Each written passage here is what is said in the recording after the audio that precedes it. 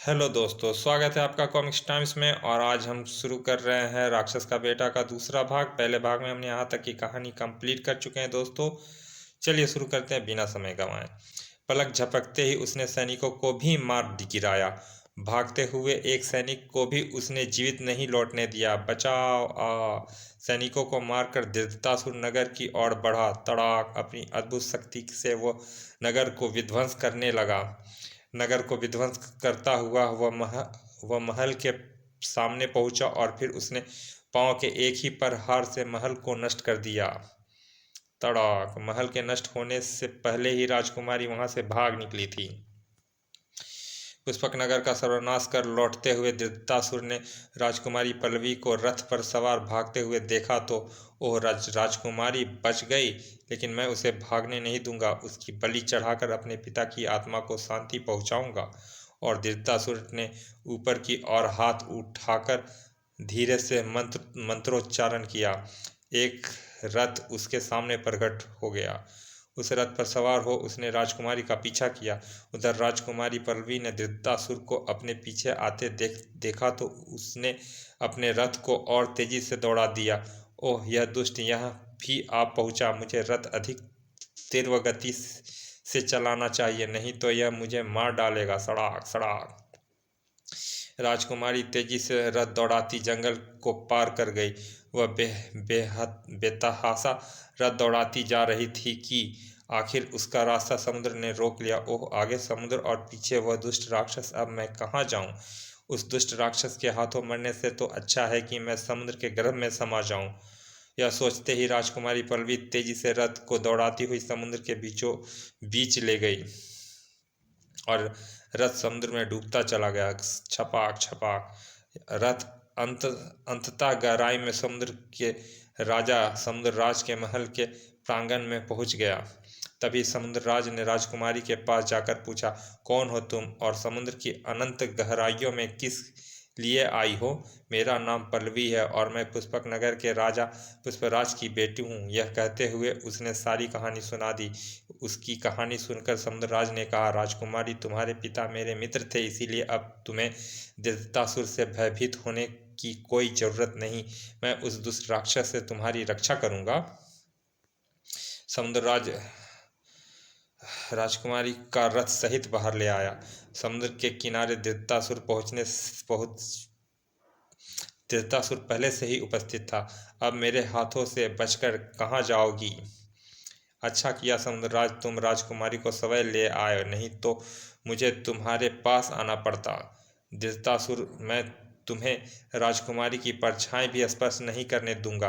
अपने पिता की आत्मा का शांति देने के लिए मैं इस राजकुमारी की बलि देने की कसम खाई है। मैं इसे अवश्य ही ले जाऊंगा, चाहे इसके लिए मुझे तुम्हारी हत्या भी करनी पड़ी तो।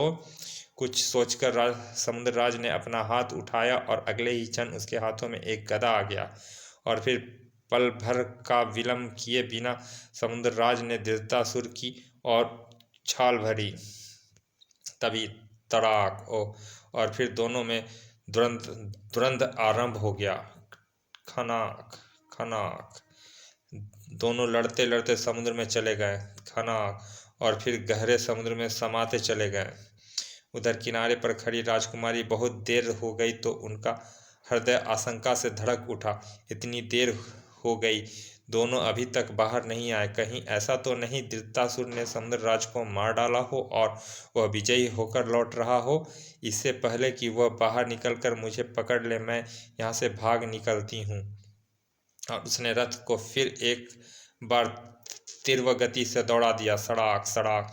और उधर समुद्र राज धृतराष्ट्र से अधिक समय तक मुकाबला न कर सके और परास्त होते चले गए। आखिर उन्हें अपनी हार स्वीकार करनी पड़ी।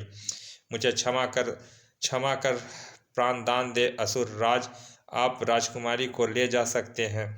ठीक है, इस बार मैं तुम्हें क्षमा कर देता हूँ, लेकिन भविष्य में भूल कर भी ऐसा अपराध नहीं करना, नहीं तो प्राणों से हाथ धोना पड़ेगा। धृतराष्ट्र समुद्र से बाहर निकलने के लिए तेजी से ऊपर की ओर चल दिया, लेकिन समुद्र से बाहर निकलते ही वह क्रोध से भर उठा। राजकुमारी फिर भाग गई। नहीं, मैं उसे भागकर नहीं जाने दूंगा। तीनों लोक को लोक में वह जहाँ भी होगी उसे ढूंढकर उसकी बलि चढ़ाऊंगा। अगले क्षण वह अपने रथ पर सवार हो तेजी से चल दिया।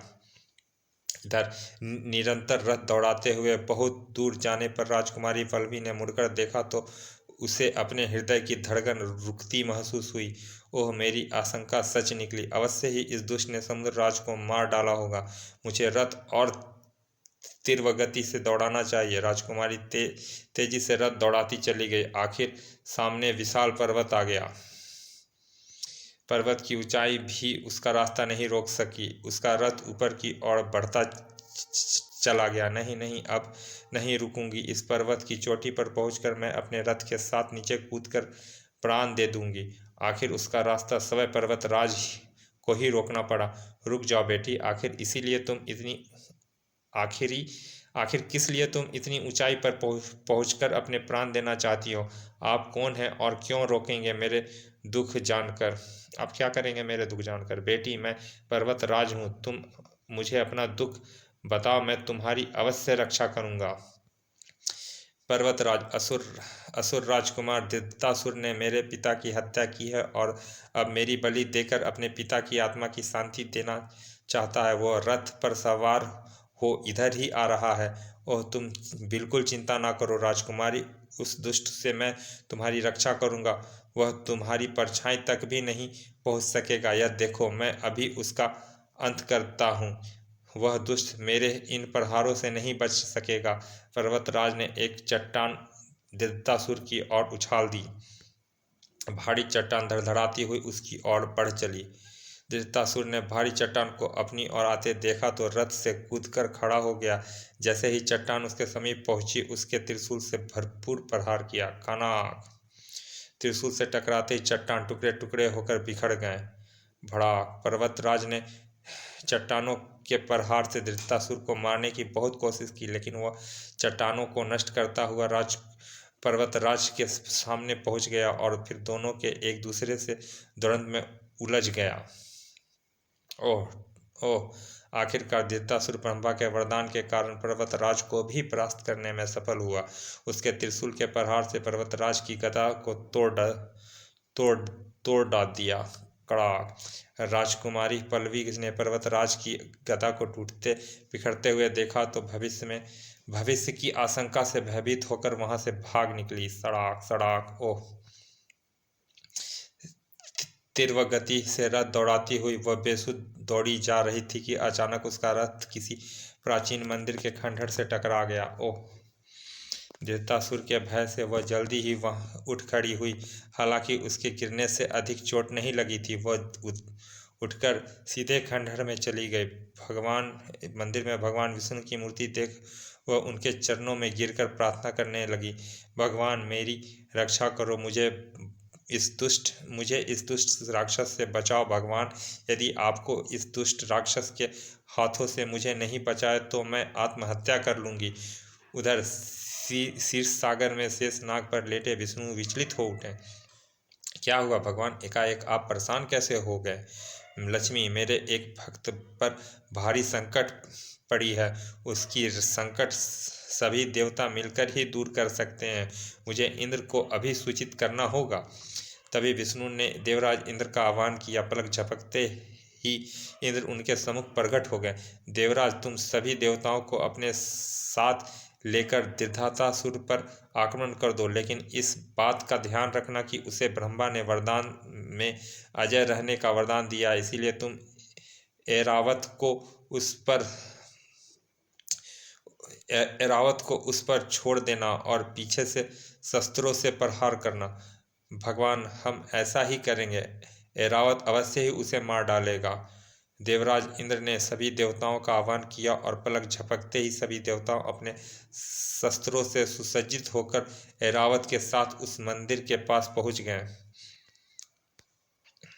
कुछ ही देर में दित्तासुर भी वहां पहुंच गया। देवताओं ने ऐरावत से उस पर आक्रमण करवा दिया। उसके पीछे से देवताओं भी अपने शस्त्रों से प्रहार करने लगे। चिंगार मारो, इसे जीवित न रहने दो, इस दुष्ट का अंत होना चाहिए।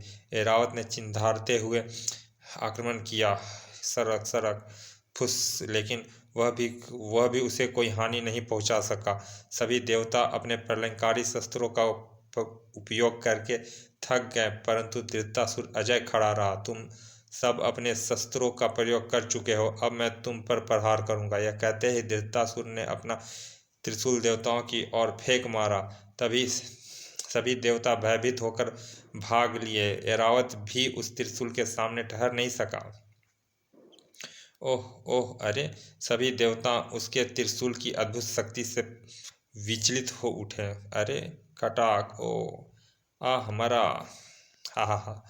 तुम सब मिलकर भी मेरा बाल बांका नहीं कर सकते।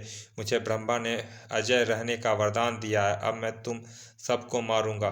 धृतराष्ट्र के मुंह से ब्रह्मा के वरदान की बात सुनकर सभी देवता हैरान हो उठे, लेकिन वह अभी त्रिशूल से पुनर्प्रहार कर पाता कि सभी देवता तीव्र गति से भाग निकले। पहले मैं इन देवताओं से स्वर्ग छीन लूं, फिर इस राजकुमारी को देखूंगा। भागो, प्राण बचाओ! उन सबका पीछा करते हुए धृतराष्ट्र स्वर्गलोक में पहुंच गया। देवताओं को स्वर्गलोक से भी भागना पड़ा और फिर वह पर धृतराष्ट्र का अधिकार हो गया। उसने स्वर्ग में सभी असुरों को बसा दिया। वह कितना सुंदर नाचती है! अरे सवय भी तो कितनी सुंदर है। अप्सराओं से असुर दासी जैसा व्यवहार करते थे। नाचो नाचो, रुक क्यों गई? कितनी सुंदर है! नहीं, मैं नहीं नाचूंगी, मुझे छोड़ दो। क्या कहा? तुम नहीं नाचोगी? तुम्हें नाचना होगा अभी। आकाश में अदृश्य रूप से एक तीर्थ इंद्र और दूसरे देवता अप्सराओं पर असुरों के अत्याचार देखे तो बहुत दुखी होते थे। ओह नहीं नहीं, बचाओ देवता! असुरों का यह अत्याचार अब सहन नहीं होता। देवराज, असुरों का यह अत्याचार अब सहन नहीं होता। शीघ्र ही कोई उपाय करो, नहीं तो बेचारी अप्सराएं मर जाएगी। ब्रह्मा ने धृतराष्ट्र को वरदान दिया है, हम सबको उनके पास जाकर ही निवेदन करना चाहिए। देवराज इंद्र के साथ बहुत से देवता ब्रह्मा के पास पहुंचे। पितामह, धृतराष्ट्र से हमारी रक्षा करो, उसने स्वर्गलोक पर अधिकार करके अप्सराओं को बंदी बना रखा है। पितामह, आप अपना वरदान वापस ले लीजिए। देवराज, मैं अपना वरदान तो वापस नहीं ले सकता। हाँ, आपको एक उपाय बता सकता हूँ जिससे तुम सब धृतराष्ट्र से मुक्ति पा सकते हो। शीघ्र बताइए पितामह, वह कौन सा उपाय है? फिर ब्रह्मा ने बताया, सभी देवता मिलकर महायज्ञ करो। इस महायज्ञ से ऐसे प्राणी की उत्पत्ति होगी जो ना मनुष्य होगा ना कोई जंतु। उस प्राणी को सभी देवता अपनी अपनी शक्ति प्रदान कर अद्भुत शक्तिशाली बनाएंगे। पितामह, हम शीघ्र ही महायज्ञ करेंगे। सब देवता वहां से लौट गए। देवताओं ने मिलकर महायज्ञ प्रारंभ किया। ओम भूर्भुवः स्वः। उस महायज्ञ से समाप्ति पर अग्निकुंड से ब्रह्मा ने बताया अद्भुत प्राणी की उत्पत्ति हुई। उसी के साथ एक कालचक्र उभरकर ऊपर आया। उस विचित्र प्राणी को सभी देवताओं ने अपने अपने शस्त्र प्रदान किए। सभी देवताओं के बाद शिव ने उससे विचित्र प्राणी के कालचक्र को अपने विष से विषाक्त किया। विचित्र प्राणी ने कालचक्र के साथ स्वर्गलोक में धृतराष्ट्र पर आक्रमण कर दिया। अरे यह कैसा प्राणी है? विचित्र प्राणी है! भागो भागो भागो! ओह बचाओ! विचित्र प्राणी ने देखते ही देखते अनेक असुरों को मार डाला। बहुत से असुरों ने भागकर प्राण बचाई। भागो भागो, बचाओ! ओह मर गया! तेजी से दौड़ता हुआ असुर धृतराष्ट्र के दरबार में पहुंचे। असुरराज, हमारी रक्षा करो, एक विचित्र प्राणी हम सबको मार रहा है। विचित्र प्राणी? लगता है देवताओं ने मुझसे स्वर्ग लेने के कोई षड्यंत्र किया है, लेकिन अब वह विचित्र प्राणी स्वर्गलोक से जीवित वापस नहीं लौट सकेगा। अपने रथ पर सवार हो धृतराष्ट्र बाहर पहुंचा गया। विचित्र प्राणी को देखते ही उसने अपने त्रिशूल से उस पर प्रहार कर दिया। विचित्र प्राणी ने उसके त्रिशूल का प्रहार अपने त्रिशूल पर रोक लिया। ओह, इसने मेरे त्रिशूल के प्रहार को निष्क्रिय कर दिया, लेकिन अब यह मेरे गदा प्रहार से बच नहीं सकेगा। अगले ही क्षण धृतराष्ट्र ने खाली हाथ ऊपर किया और उसके हाथ में एक गदा आ गई। वह गदा लेकर विचित्र प्राणी पर टूट पड़ा। खड़ा! विचित्र प्राणी के तीव्र प्रहार से धृतराष्ट्र की गदा टुकड़े टुकड़े हो गई। उसने धृतराष्ट्र को छोड़कर अग्नि की प्रचंड लहरों से प्रहार किया। विचित्र प्राणी ने अग्नि के प्रचंड लहरों को रोक कर एक साथ अनेक शस्त्रों से धृतराष्ट्र पर आक्रमण कर दिया तो वह विचलित हो उठा। अरे ओह, सक सक सक। धृतराष्ट्र उन शस्त्रों के बीच बुरी तरह घिर गया। ओह ओह लेकिन अभी वह शस्त्रों के बीचों से निकल पाता कि उसे विचित्र प्राणी का तीव्र स्वर सुनाई दिया। धृतराष्ट्र, तूने मेरे हाथों से बच नहीं सकेगा। ब्रह्मा ने तुझे देवताओं और मनुष्यों में अजय रहने का वरदान दिया था। मैं यज्ञ से उत्पन्न हुआ हूँ, मैं ना मनुष्य हूँ और ना देवता, इसीलिए तेरे प्राणों का अंत अवश्य करूँगा। ओह, देवताओं ने मेरे संहार के लिए महायज्ञ से इस विचित्र प्राणी की उत्पत्ति की है। नहीं, मैं इसे जीवित नहीं छोड़ूंगा। अगले ही क्षण वह विद्युत गति से विचित्र प्राणी पर प्रहार करने लगा। उसके तीव्र प्रहारों से विचित्र प्राणी भी कुछ क्षणों के लिए विचलित हो उठा, लेकिन फिर उसने काल चक्र से प्रहार कर दिया। धृतराष्ट्र के मर कर गिरते ही देवताओं में खुशी की लहर फैल गई। उन्होंने असुरों पर आक्रमण करके उन्हें भगा दिया। भगवान विष्णु देवताओं के साथ अमरावती के प्राचीन मंदिर में पहुँचे और वहां से राजकुमारी पल्लवी को लेकर पुष्पक नगर में जाकर सिंहासन पर बिठा दिया। बेटी, अब तुम निर्भय होकर शासन करो, सब देवता तुम्हारी राज्य में सुख समृद्धि की वर्षा करेंगे। समाप्त। ये कॉमिक्स यहाँ समाप्त होती है दोस्तों। चलिए दोस्तों, मिलते हैं फिर किसी अच्छे से कॉमिक्स के अच्छे से भाग में। और अभी तक आपने हमारे चैनल को सब्सक्राइब नहीं किया तो प्लीज़ सब्सक्राइब कर दे, ताकि हमारे नए नए अपडेट आप तक तुरंत पहुंच सकें। चलिए मिलते हैं फिर किसी अच्छे से कॉमिक्स के अच्छे से भाग में, तब तक के लिए धन्यवाद, विदा।